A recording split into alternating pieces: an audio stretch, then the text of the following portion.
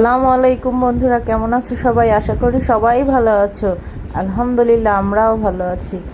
বন্ধুরা, বন্যরা বনে সুন্দর, শিশুরা মাতৃকোলে।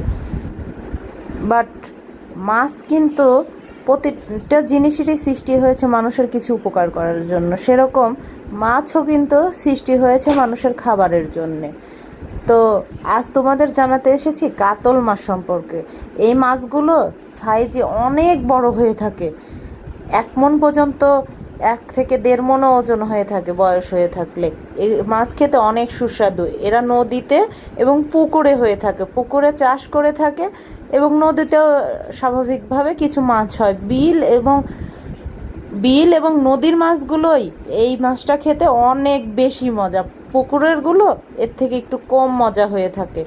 তো বন্ধুরা, এই মাছের মাথাটা প্রতিটা মাছের মাথা তুলনায় বড় হয়।